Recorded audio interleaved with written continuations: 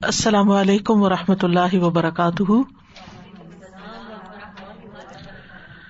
نحمده ونصلی علی رسولہ الکریم، اما بعد فاعوذ باللہ من الشیطان الرجیم، بسم اللہ الرحمن الرحیم، رب اشرح لی صدری ویسر لی امری واحلل عقدۃ من لسانی یفقہوا قولی۔ لو أنزلنا هذا القرآن على جبل لرأيته خاشعا متصدعا من خشية الله وتلك الأمثال نضربها للناس لعلهم يتفكرون۔ اگر ہم اس قرآن کو کسی پہاڑ پر اتارتے تو یقیناً تو اسے اللہ کے ڈر سے پست ہونے والا، ٹکڑے ٹکڑے ہونے والا دیکھتا۔ اور یہ مثالیں ہیں، ہم انہیں لوگوں کے لیے بیان کرتے ہیں تاکہ وہ غور و فکر کریں۔ قرآن اللہ کا کلام، رب کائنات کا کلام، اگر یہ کسی پہاڑ پر اتارا جائے تو پہاڑ دب جائے، اس کے اندر خشوع پیدا ہو جائے، خاشع ہو جائے، ریزہ ریزہ ہو جائے، پھٹ کر ٹکڑے ٹکڑے ہو جائے۔ یہی قرآن ہم پڑھتے ہیں تو ہم اپنے دلوں کا جائزہ لیں کہ یہ ہم پر کس طرح اثر کرتا ہے۔ کیا اس کے پڑھنے کے بعد ہمارے اندر بھی خشوع پیدا ہوتا ہے، ہمارے اندر عاجزی پیدا ہوتی ہے، ہم اللہ کے آگے جھک جاتے ہیں، ہم اللہ کی بات قبول کر لیتے ہیں، یا پھر جیسے سننے سے پہلے ہوتے ہیں ویسے ہی سننے کے بعد ہوتے ہیں؟ اس کو سن کر ہمارے دل کیوں نہیں پگھلتے؟ ہمارے اندر خشوع کیوں نہیں آتا؟ ہمارے اندر عمل کی تبدیلی کیوں نہیں آتی؟ ہم سب کو اپنا محاسبہ کرنے کی ضرورت ہے اور اس قرآن کی روشنی میں اپنا جائزہ لینے کی ضرورت ہے۔ اللہ سبحانہ تعالی اپنی خاص رحمت سے اپنے بندوں کو چنتا ہے اپنی کتاب کے لیے۔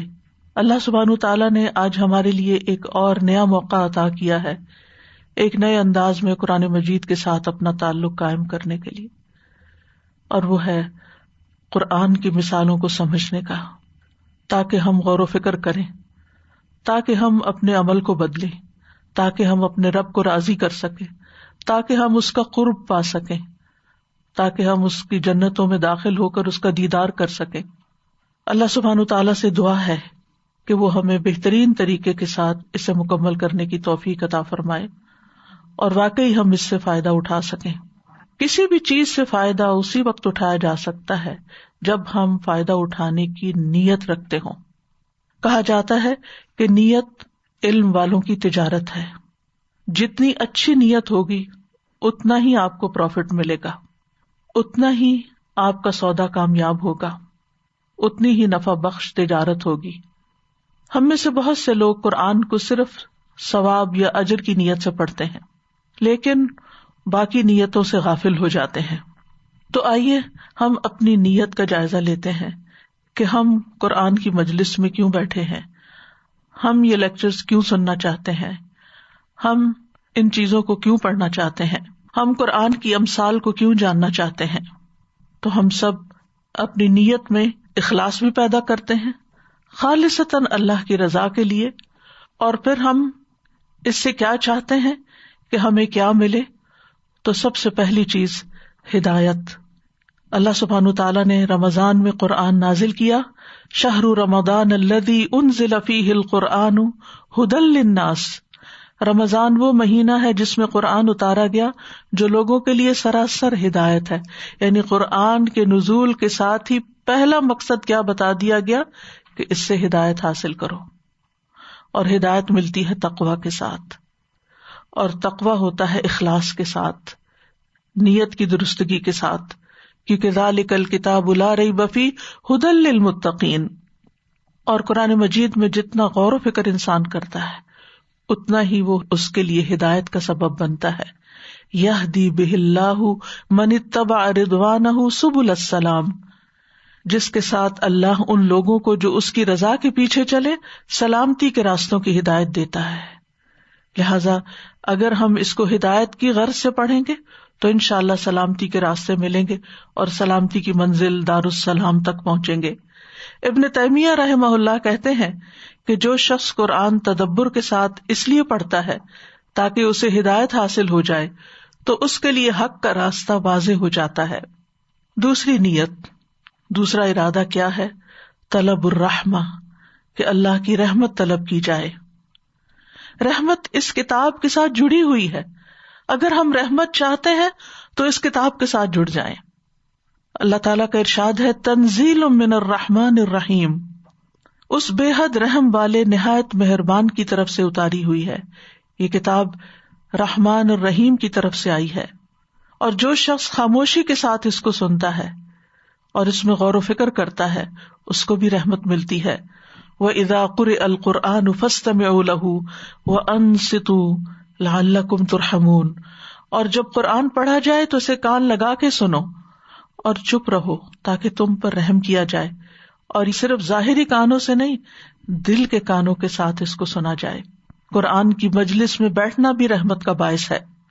ابو ہریرہ رضی اللہ عنہ روایت کرتے ہیں کہ رسول اللہ صلی اللہ علیہ وسلم نے فرمایا، جو لوگ اللہ کے گھروں میں سے کسی گھر میں اللہ کی کتاب کی تلاوت کرتے ہیں اور اس کی تعلیم میں مصروف ہوتے ہیں، ان پر سکینت نازل ہوتی ہے، رحمت انہیں ڈھانپ لیتی ہے اور فرشتے انہیں گھیر لیتے ہیں، اور اللہ ان کا ذکر اپنے پاس موجود فرشتوں میں کرتے ہیں۔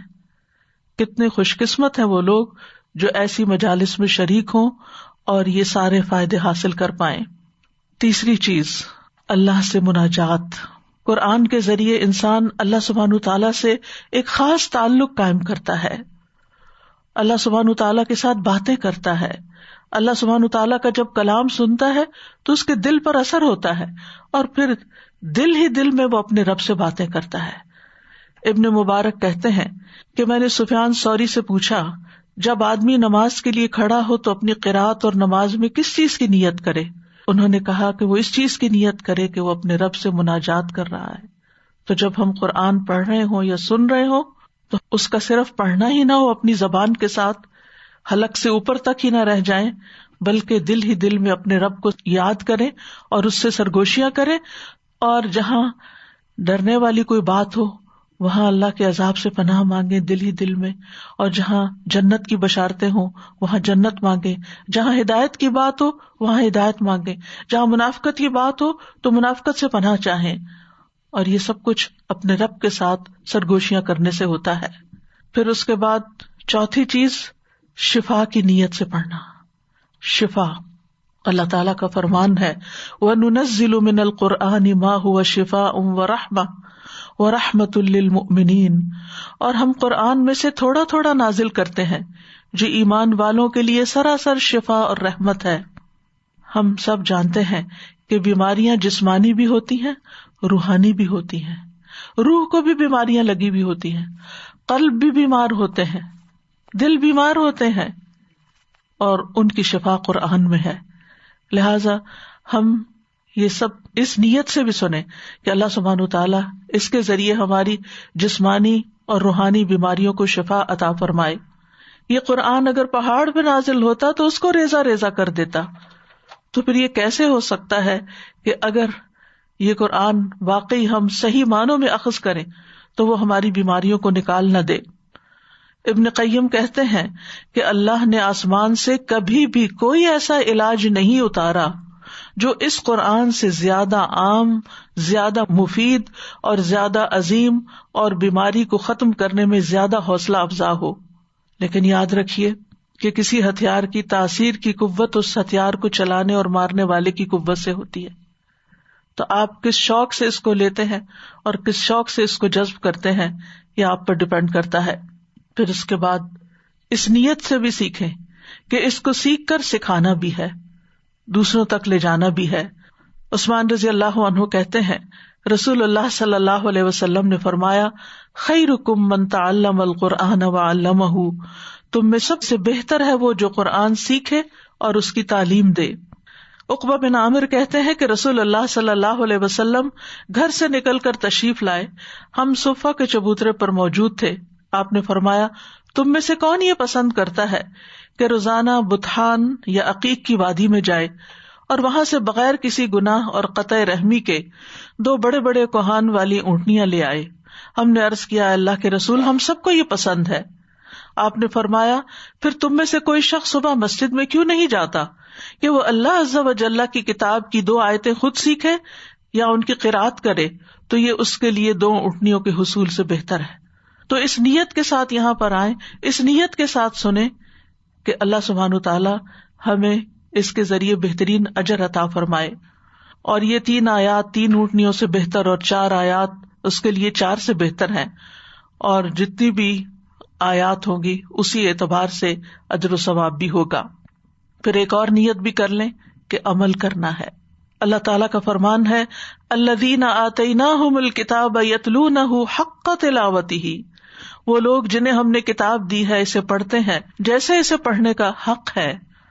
ابن مسعود رضی اللہ عنہ کہتے ہیں قسم ہے اس ذات کی جس کے ہاتھ میں میری جان ہے، قرآن کریم کی تلاوت کا حق یہ ہے کہ انسان اس کے حلال کو حلال جانے، اس کے حرام کو حرام جانے، اور اس کو ایسے پڑھے جیسے اللہ نے اس کو نازل کیا ہے، اور کلمات کو ان کی جگہوں سے تحریف و تبدیل نہ کرے، اور کسی بھی آیت کی وہ تفسیر نہ کرے جو اس کی حقیقی تفسیر نہ ہو، یعنی جس کانٹیکسٹ میں وہ نازل ہوئی ہے، جس مقصد کے لیے وہ نازل ہوئی ہے، اس کے علاوہ کوئی اور بات نہ کرے۔ اور جو شخص قرآن پر عمل کرتا ہے تو اس کے لیے خوشخبری ہے۔ نواس بن سمعان کہتے ہیں میں نے رسول اللہ صلی اللہ علیہ وسلم کو فرماتے ہوئے سنا، قیامت کے دن قرآن اور قرآن والے ایسے لوگوں کو لایا جائے گا جو اس پر عمل کرتے تھے۔ سورۃ بقرہ اور سورۃ آل عمران اس کے آگے آگے ہوں گی۔ رسول اللہ صلی اللہ علیہ وسلم نے ان سورتوں کے لیے 3 مثالیں دی جن کو سننے کے بعد میں آج تک نہیں بھولا۔ آپ نے فرمایا جیسے وہ 2 بادل ہیں، یا وہ 2 کالے سائبان ہیں جن کے درمیان روشنی ہے، یا جیسے وہ ایک سیدھ میں اڑنے والے پرندوں کی 2 ٹولیاں ہیں، وہ اپنے صاحب یعنی قرآن کے ساتھی کی طرف سے مدافعت کریں گی۔ یعنی جو شخص اس کتاب پر عمل کرے گا، یہ قرآن، یہ کتاب اس کے لیے سفارش کرے گی۔ ابن مسعود کہتے ہیں کہ ہم میں سے ایک شخص جب 10 آیات سیکھ لیتا تو ان سے آگے نہ بڑھتا جب تک کہ ان کے معنی نہ سمجھ لیتا اور ان پر عمل نہ کرتا۔ پھر 8ویں بات ہے نصیحت، یاد دہانی، تذکیر۔ اللہ تعالیٰ کا فرمان ہے کتاب انزل الیک فلا یکن فی صدرک حرج منہ لتنذر بہ وذکری للمؤمنین، یہ ایک کتاب ہے جو آپ کی طرف نازل کی گئی ہے تو آپ کے سینے میں اس سے کوئی تنگی نہ ہو، تاکہ آپ اس کے ساتھ ڈرائیں، اور ایمان لانے والوں کے لیے سراسر نصیحت ہے، یاد دہانی ہے۔ قرآن مجید کی یہ مثالیں جو ہم پڑھیں گے یہ آپ قرآن مجید میں پہلے بھی پڑھ چکے ہیں، لیکن دوبارہ پڑھنے کا اور خاص طور پر غور و فکر کے ساتھ تفصیل کے ساتھ پڑھنے کا اصل مقصد کیا ہے کہ ہمیں ان سے نصیحت حاصل ہو، ہم ان میں غور و فکر کر سکیں اور ان سے اپنے لیے سبق لے سکیں۔ قرآن مجید کو نصیحت کے لیے آسان بنایا گیا ہے۔ اللہ تعالیٰ کا ارشاد ہے وَلَقَدْ يَسَّرْنَا الْقُرْآنَ لِلذِّكْرِ فَهَلْ مِن مُدَّكِرٍ، اور بلا شبہ یقیناً ہم نے قرآن کو نصیحت کے لیے آسان کر دیا، تو کیا ہے کوئی نصیحت حاصل کرنے والا؟ یعنی کسی نے نیت کر لی ہے، ارادہ کر لیا۔ ابن کثیر اللہ تعالیٰ کے اس فرمان کے بارے میں کہتے ہیں کہ اس کا مطلب ہے کہ جو اس قرآن کے پڑھنے یا سیکھنے کا ارادہ کرتا ہے، ہم نے اس کے لیے الفاظ کو آسان بنایا اور اس کے معنی کو آسان بنایا تاکہ لوگ اس سے نصیحت حاصل کر سکیں، اس سے فائدہ اٹھا سکے۔ پھر لوگوں کو اس کی طرف دعوت دینا۔ ہم میں سے ہر شخص جو یہ پروگرام سن رہا ہے اس کے لیے لازم ہے کہ وہ دوسروں کو بھی اس کے بارے میں بتائے۔ قرآن مجید میں اللہ سبحانہ وتعالیٰ نے ہمارے لیے ایک بہترین مثال دی جنات کی، کہ جنہوں نے پہلی دفعہ قرآن سنا اور سنتے ہی دوسروں تک پہنچا دیا۔ سورۃ الجن میں آتا ہے قُلْ أُوحِيَ إِلَيَّ أَنَّهُ اسْتَمَعَ نَفَرٌ مِّنَ الْجِنِّ فَقَالُوا إِنَّا سَمِعْنَا قُرْآنًا عَجَبًا يَهْدِي إِلَى الرُّشْدِ فَآمَنَّا بِهِ، کہہ دیجئے کہ میری طرف وحی کی گئی ہے کہ بے شک جنوں کی ایک جماعت نے کان لگا کر قرآن سنا تو انہوں نے کہا بلا شبہ ہم نے ایک عجیب قرآن سنا ہے جو سیدھی راہ کی طرف لے جاتا ہے، تو ہم اس پر ایمان لے آئے۔ تو ہم بھی اگر اس پر ایمان رکھتے ہیں اور اس سے خود فائدہ اٹھاتے ہیں تو دوسروں کو بھی اس کی طرف دعوت دیجیے کہ وہ بھی قرآن سنیں، وہ بھی سمجھیں اور وہ بھی فائدہ اٹھائیں۔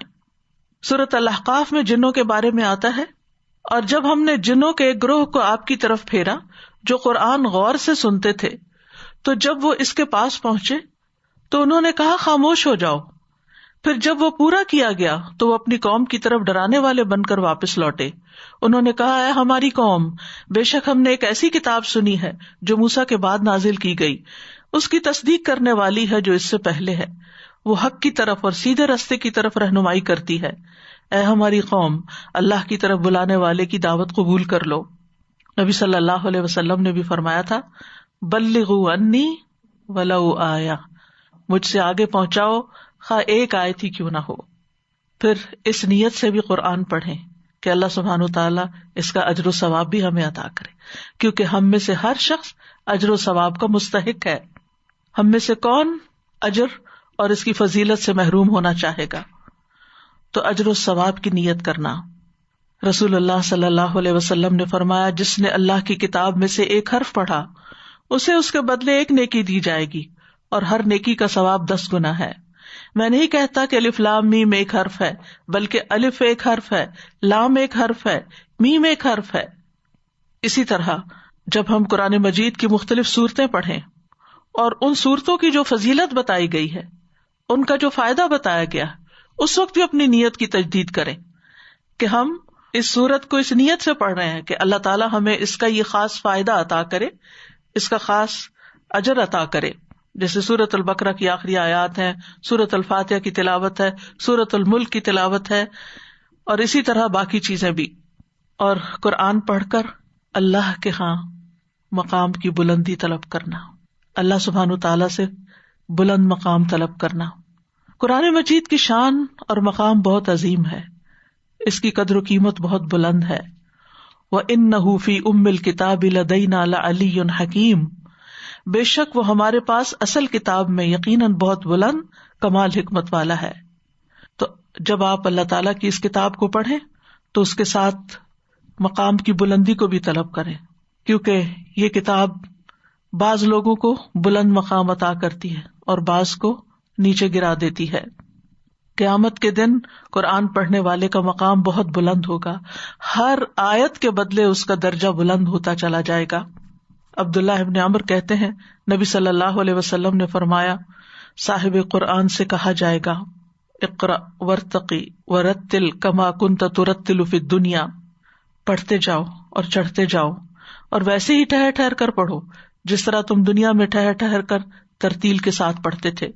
تو رمضان کی آمد ہے، اس لیے جو بھی آپ تلاوت کریں اس میں یہ اجر اور ثواب کی نیت رکھیں کہ ایک ایک آیت جو میں پڑھوں گی اس پر اللہ تعالیٰ میرے درجے بلند کریں گے۔ اگرچہ یہ حافظ کے لیے ہے، لیکن ہر مزید آیت مزید اجر میں اضافہ کرتی ہے۔ یہ چیز آپ کے قرآن پڑھنے کے شوق کو بڑھا دے گی۔ عبداللہ ابن عمر سے روایت ہے رسول اللہ صلی اللہ علیہ وسلم نے فرمایا روزہ اور قرآن قیامت کے دن بندے کی شفاعت کریں گے۔ روزہ کہے گا اے رب، میں نے اس کو کھانے پینے اور خواہشات سے روکے رکھا تھا، اس کے حق میں میری شفاعت قبول کر لے۔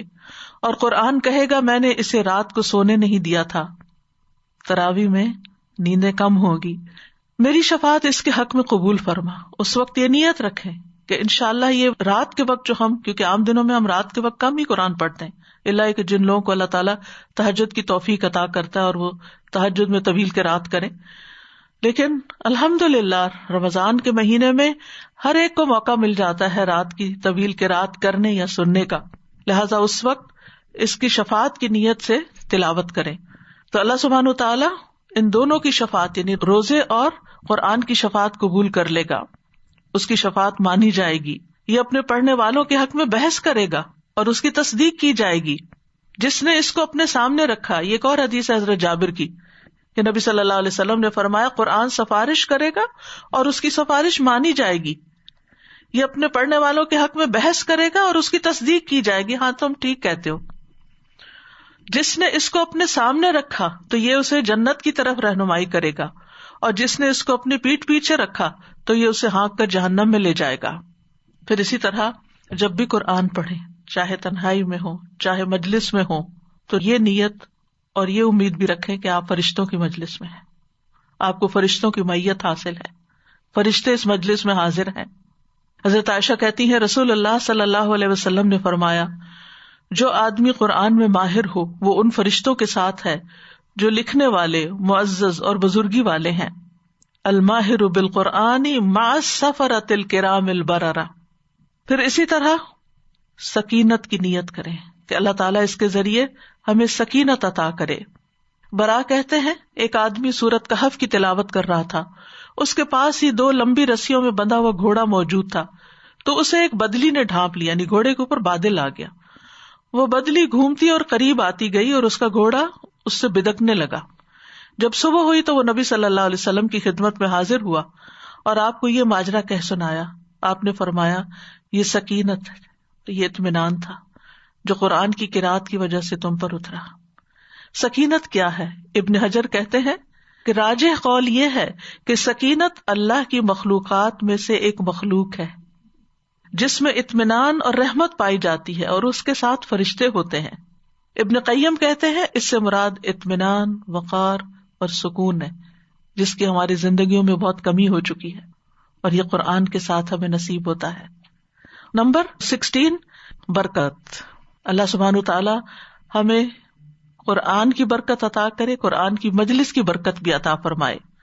اللہ تعالیٰ فرماتے ہیں وَهَذَا كِتَابٌ أَنزَلْنَاهُ مُبَارَكٌ، اور یہ ایک کتاب ہے ہم نے اسے نازل کیا، بڑی برکت والی ہے۔ اور قرآن مجید کی یہ برکت قرآن میں تدبر کرنے، نصیحت کرنے اور نصیحت پکڑنے کے ساتھ جڑی ہوئی ہے۔ کتاب انزلناہ الیک مبارک لیدبروا آیاتہ ولیتذکر اولو الالباب، یہ ایک کتاب ہے ہم نے اسے آپ کی طرف نازل کیا ہے، بہت بابرکت ہے تاکہ لوگ اس کی آیات میں غور و فکر کریں، تاکہ عقل والے نصیحت حاصل کریں۔ اور خاص طور پر سورۃ البقرہ کا پڑھنا باعث برکت ہے اور اس کا چھوڑ دینا باعث حسرت ہے، لہذا سورۃ البقرہ کو اپنی زندگیوں میں شامل کر لیں۔ اور آخری چیز اس سلسلے کی ہے کہ دل میں نرمی پیدا کرنے کی نیت کرنا، یعنی سکینت اور برکت کے بعد رقت القلب، رقت القلب، دل کا رقیق ہونا، یعنی اللہ تعالیٰ اس کی برکت سے ہمارے دلوں کو نرم کر دے، ہمارے دلوں کو رقیق کر دے۔ الم یأن للذین آمنوا ان تخشع قلوبہم لذکر اللہ وما نزل من الحق، کیا ان لوگوں کے لیے جو ایمان لائے وہ وقت نہیں آیا کہ ان کے دل اللہ کی یاد کے لیے اور اس حق کے لیے جھک جائیں جو نازل ہوا۔ ابن مسعود کہتے ہیں کہ ہمارے مسلمان ہونے اور اس بات کے درمیان کہ اللہ نے اس آیت کے ساتھ ہمیں ڈانٹ پلائی 4 سال سے زیادہ کی مدت نہ تھی، یعنی پھر ہمارے دلوں کے اندر وہ رقت آ گئی۔ اللہ سبحانہ وتعالی ہمارے دلوں کو بھی نرم کر دے اور ہم اس قرآن کو پڑھ کر اپنے اندر حقیقی معنوں میں خشوع و خضوع پیدا کر سکیں۔ ہمارے اس رمضان کا پروگرام ہے امثال القرآن، قرآن کی مثالیں۔ لو انزلنا هذا القرآن على جبل لرأيته خاشعا متصدعا من خشية الله وتلك الأمثال نضربها للناس لعلهم يتفكرون۔ اگر ہم اس قرآن کو کسی پہاڑ پر اتارتے تو یقیناً آپ اسے اللہ کے ڈر سے پست ہونے والا، خشوع کرنے والا، ٹکڑے ٹکڑے ہو جانے والا دیکھتے۔ اور یہ مثالیں ہیں، ہم انہیں لوگوں کے لیے اس لیے بیان کرتے ہیں تاکہ وہ غور و فکر کریں۔ یاد رکھیے قرآن مجید صرف احکامات پر مبنی کتاب نہیں ہے کہ جس میں کچھ حکم دے دیے گئے ہوں اللہ سبحانہ وتعالیٰ کی طرف سے، بلکہ یہ ایک تربیتی کتاب بھی ہے۔ یہ ہمارے نفسوں کا تزکیہ بھی کرتی ہے اور تربیت بھی کرتی ہے۔ اللہ تعالیٰ نے اس کلام میں صرف شرعی احکامات نہیں بیان کیے بلکہ اس کتاب کو لوگوں کی ہدایت کا ذریعہ بنایا ہے۔ یہ کتاب ہدایت و اصلاح ہے۔ سورۃ النحل میں اللہ تعالیٰ فرماتے ہیں وَنَزَّلْنَا عَلَيْكَ الْكِتَابَ تِبْيَانًا لِكُلِّ شَيْءٍ وَهُدًى وَرَحْمَةً وَبُشْرَى لِلْمُسْلِمِينَ، اور ہم نے آپ پر یہ کتاب نازل کی اس حال میں کہ ہر چیز کا واضح بیان ہے اور فرمانبرداروں کے لیے ہدایت اور رحمت اور خوشخبری ہے. تو جو اس پر عمل کریں گے وہ ہدایت بھی پائیں گے، رحمت بھی پائیں گے، خوشخبریاں بھی پائیں گے. تو انسانوں کی اصلاح کے لیے، ان کی تربیت کے لیے، ان کے تزکیہ کے لیے مثال کے ذریعے بات سمجھانا ایک مؤثر ذریعہ ہے. کسی بھی نظام تعلیم کے اندر کسی بھی سبجیکٹ کی تعلیم جب کسی مثال کے ذریعے کی جاتی ہے تو بات آسان بھی ہو جاتی ہے سمجھنا اور یاد بھی رہتی ہے. یعنی مثالوں سے بات سمجھانا ان طریقوں میں سے ہے، ان میتھڈز میں سے ہے جن کا لوگوں کے دلوں پر جلد اثر ہوتا ہے، وہ اس بات کو جلد قبول کر لیتے ہیں. اللہ سبحانہ تعالیٰ فرماتے ہیں وَيَضْرِبُ اللَّهُ الْأَمْثَالَ لِلنَّاسِ لَعَلَّهُمْ يَتَذَكَّرُونَ، اور اللہ لوگوں کے لیے مثالیں بیان کرتا ہے تاکہ وہ نصیحت حاصل کریں. یعنی مثالیں قرآن کی اس لیے بیان کی گئی ہیں تاکہ ہمیں نصیحت حاصل ہو. جو ہم نے ابھی نیتیں کی قرآن سے فائدہ اٹھانے کے لیے اور اس پروگرام سے فائدہ اٹھانے کے لیے، ان میں سے ایک یہ بھی تھی کہ ہم اس کے ذریعے نصیحت حاصل کریں گے. مثالوں کو بیان کرنا عربی زبان کا ایک بنیادی اصول ہے.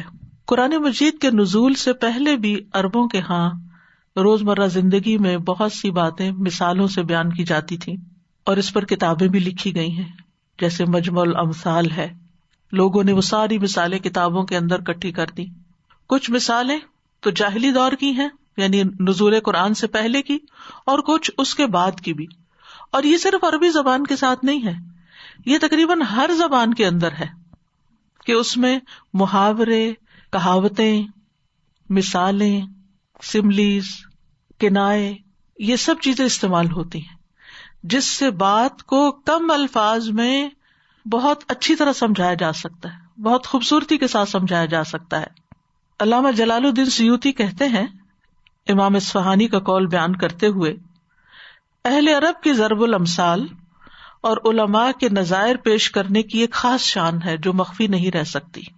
یعنی عربوں کی مثالیں خاص طور پر بہت اہم ہیں، اس لیے کہ یہ باتیں چھپی ہوئی باریکیوں کو ظاہر کرنے اور حقیقتوں کے چہرے سے نقاب دور کرنے میں بڑا اثر رکھتی ہیں، اور خیالی امور کو، یعنی جن چیزوں کا تعلق خیال سے ہے، امیجنیشن سے ہے، ان کو حسی صورت میں ظاہر کرنا اور وہم کو یقین کا درجہ دینا اور غائب کو حاضر کے درجے میں فائز کر دیتا ہے.